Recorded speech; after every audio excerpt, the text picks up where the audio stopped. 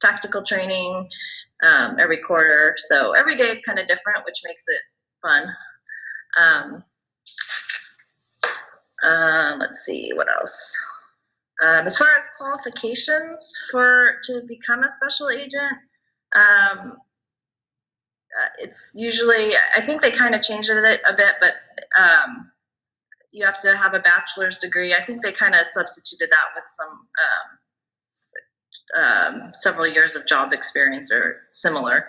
And then they do like master's and graduate degrees, especially like, you know, law or accounting or military. They're that's a big plus if you have that.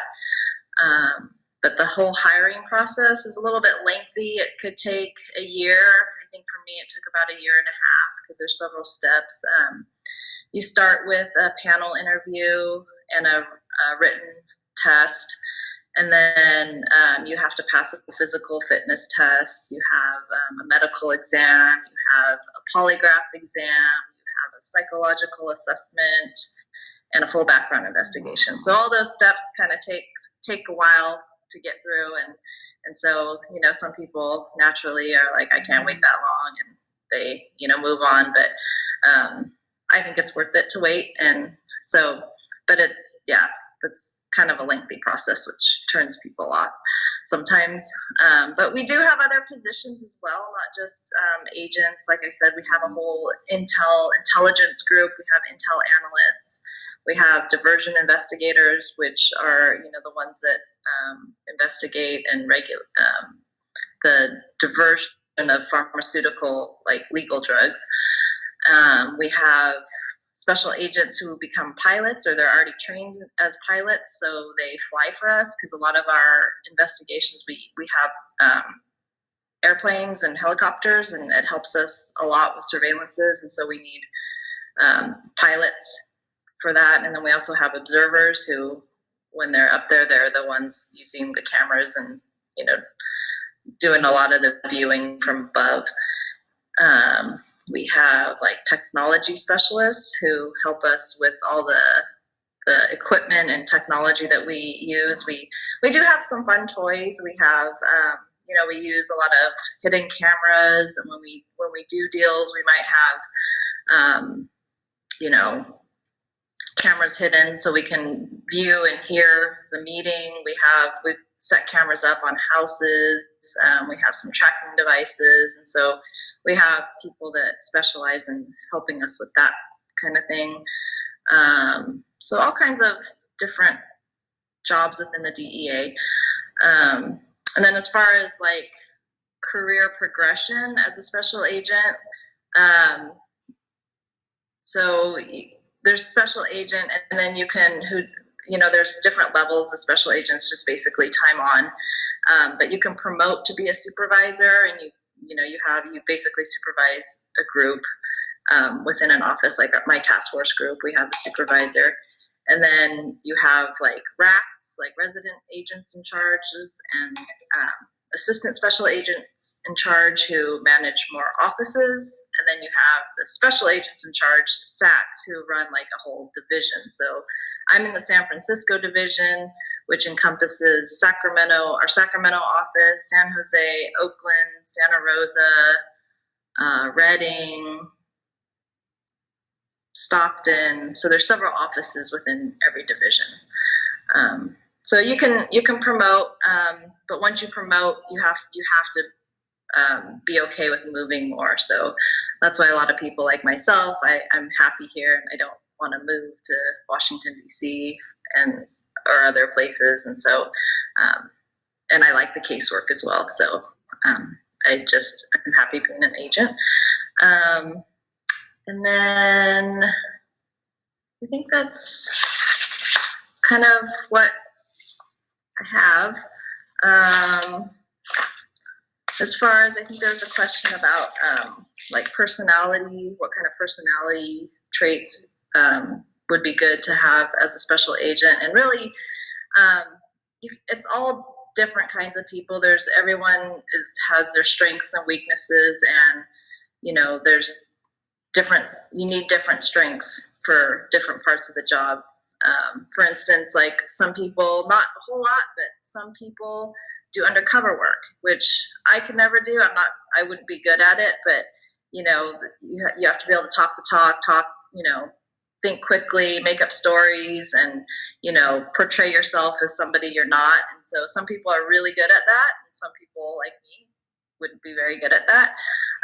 There's people, people who speak different languages, or especially Spanish is like a huge asset for us, because a lot of our targets speak Spanish. A lot of our deals happen in all Spanish, and so we need the people that can translate and tell us what's going on.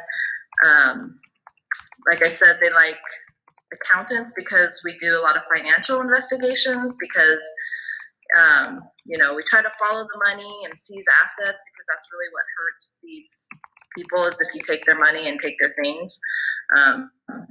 So people with like financial backgrounds is pretty important. And of course, writing.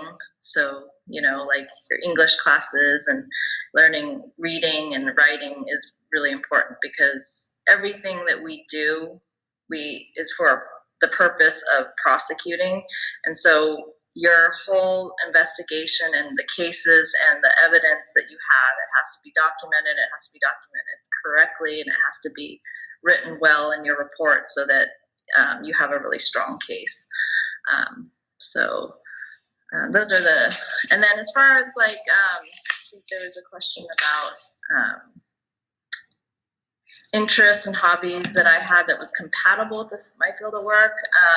So I played basketball all through college and a little bit after. And so I'm big on like the whole team aspect. And so I think that this job is very team oriented. You work in groups.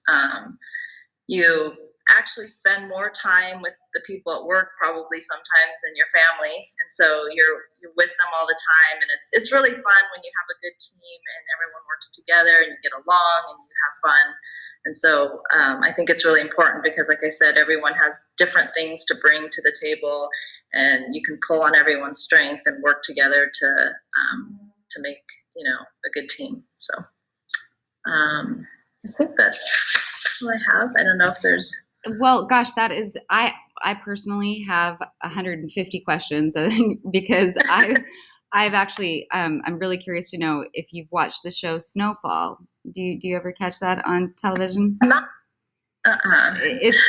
It's part of why I have so many questions right now, because of that television show. I'm wondering if it is in fact pretty accurate as far as what it looks like, on a day-to-day basis. But if you don't watch it, you won't be able to answer that. But I am curious about interagency conflict.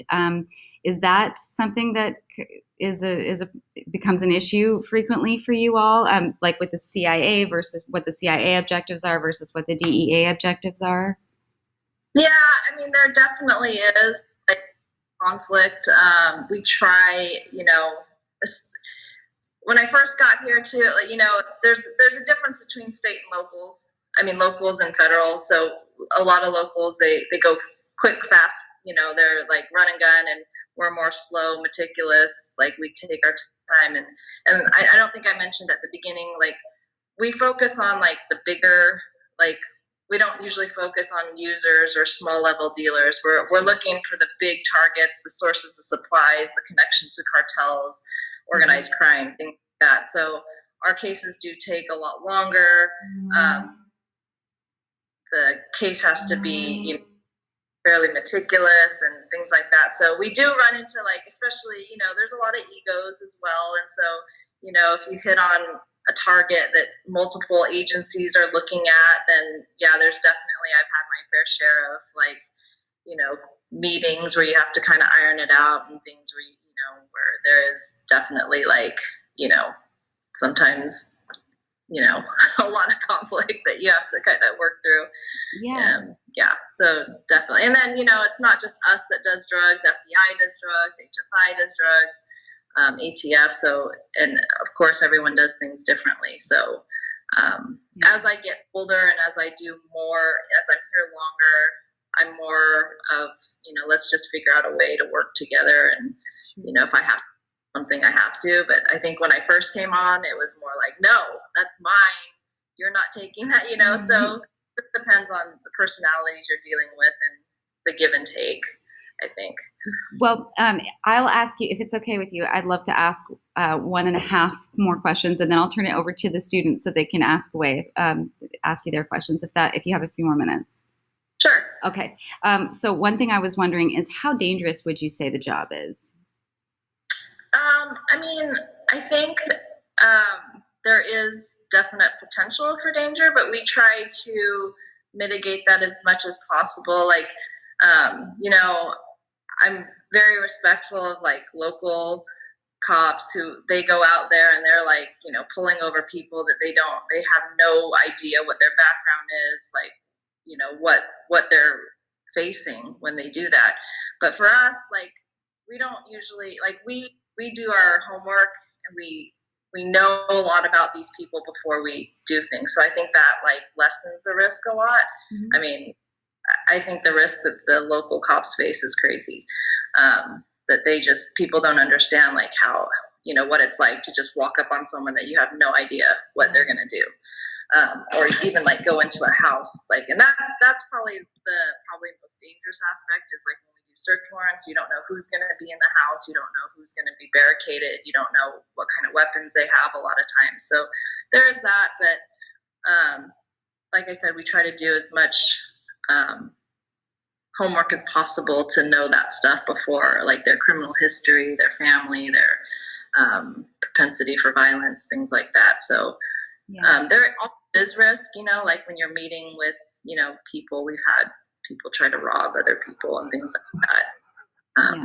It's definitely risk for undercover agents, but that's like our top priority. If we're sending like an undercover agent in or an informant in, like you have people all around, we have listening devices. So we know if we have danger signals, if something's going bad, then we're ready to kind of go in and rescue. So there is an aspect, but I think not, it's not huge.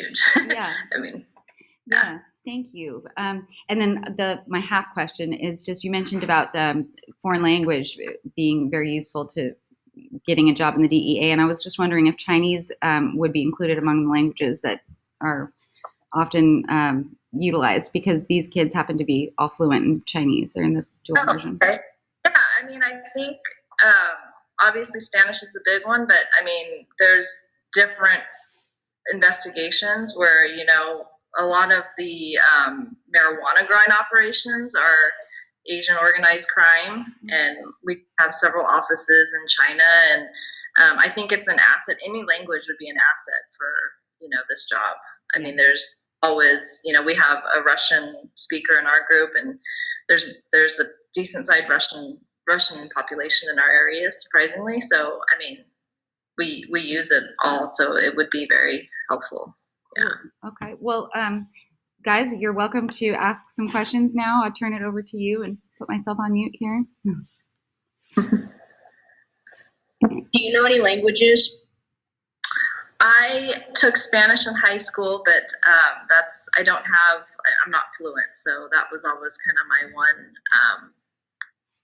goal, which I haven't accomplished yet, but it would be very helpful. I should also mention that if you just want to go overseas and you get picked to go overseas and it's a country that requires a language, they send you to language school. So you would go to language school depending on which, language it is. Like, I mean, we have people that go learn, Russian or Arabic or, and it's pretty intense. So they will actually go for 6 months to a year before they go to the country. So even if you don't speak a language, you can, and you have that opportunity. Cool. Okay. Are you guys like a national-based company? Yeah, we're national. So we have, like I said, we have offices all over the United States and all over the world.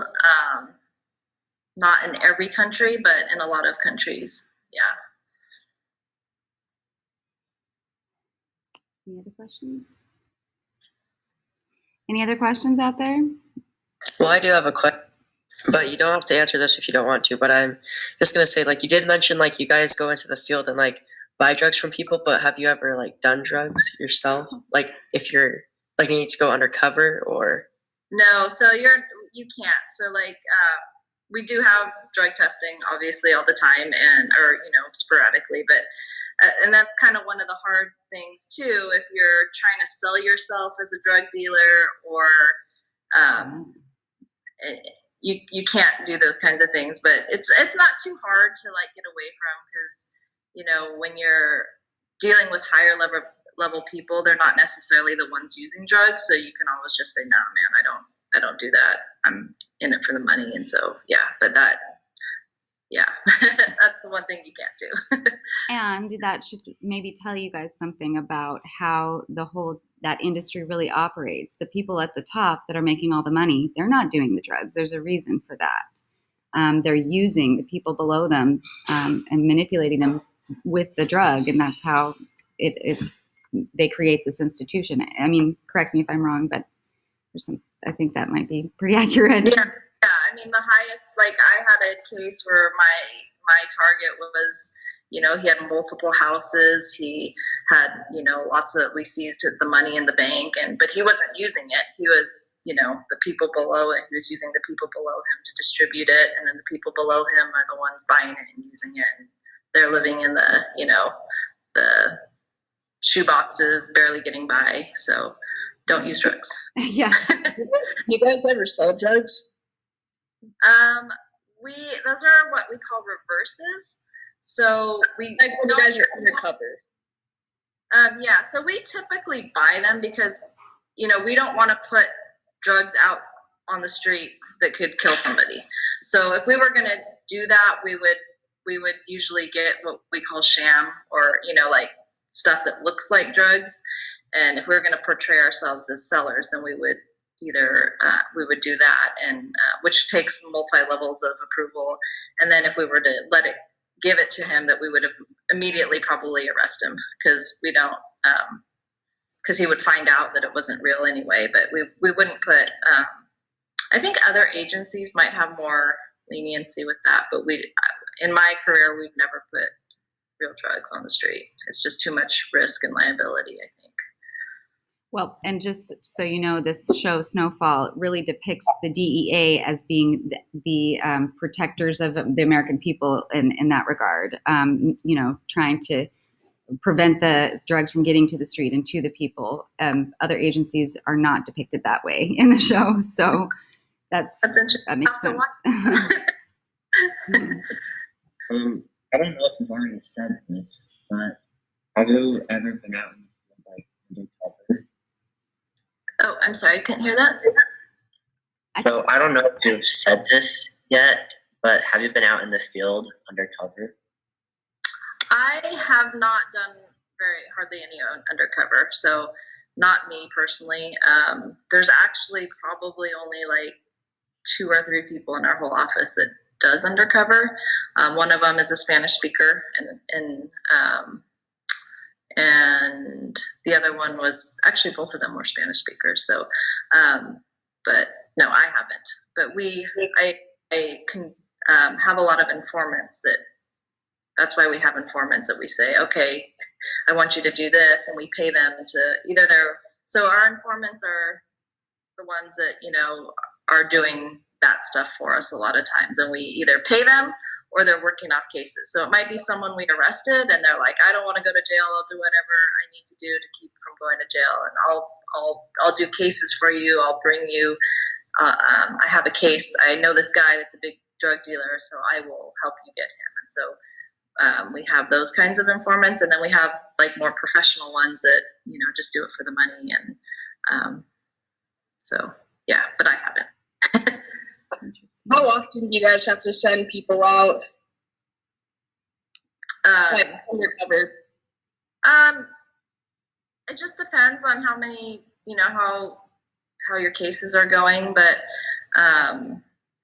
it's a lot easier to use an undercover as far as like evidentiary purposes. It's a lot easier to, because the undercover's a police officer or an agent, and they're already considered, trustworthy and their testimony is a lot more valuable and like weighted than like with an informant. We kind of have to like, you know, validate him.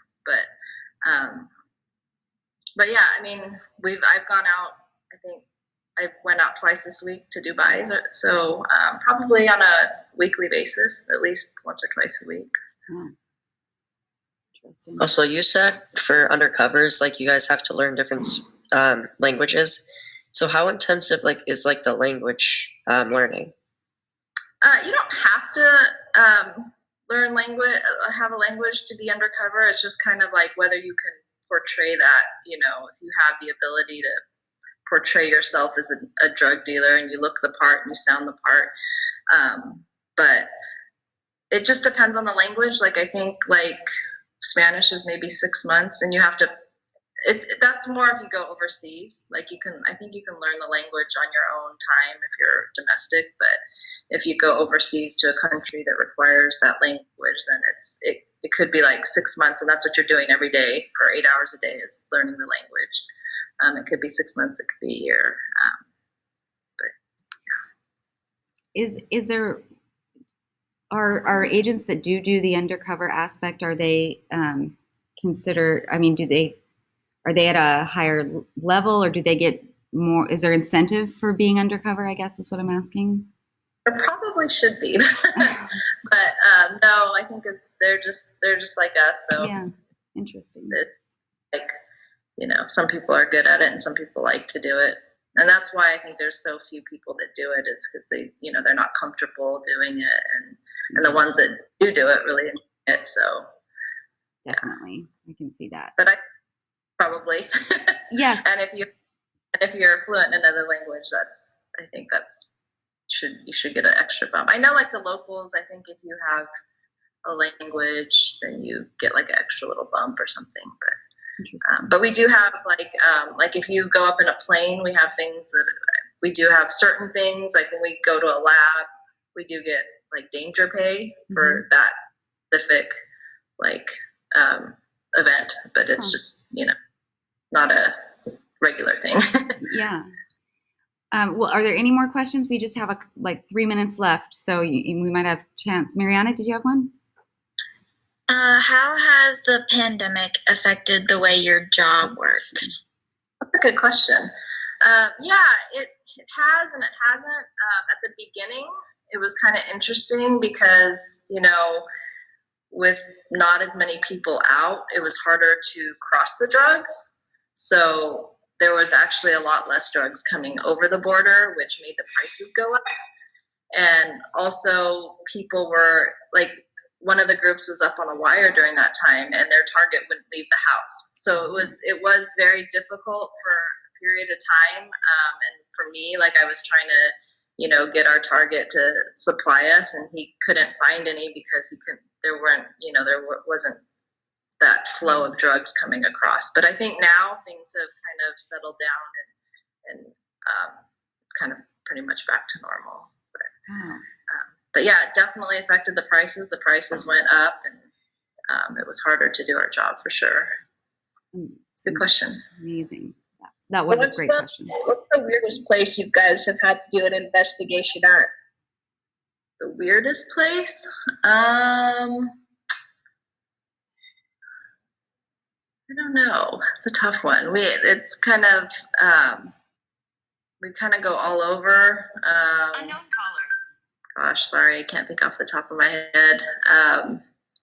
You know, we've been in some really, really terrible houses that we've had to go in, you know, where there's like, I remember one of my first places I went, there was like dog poop like all over the floor of the house. And, you know, we've had to search houses where there's cockroaches like everywhere. You know, we don't go to the cleanest places a lot of times. So, but yeah, sorry, I can't think of anything really. That's okay. I think this has been such an incredibly informative presentation, and I think I speak for probably all of my students when I say that. And thank you so much.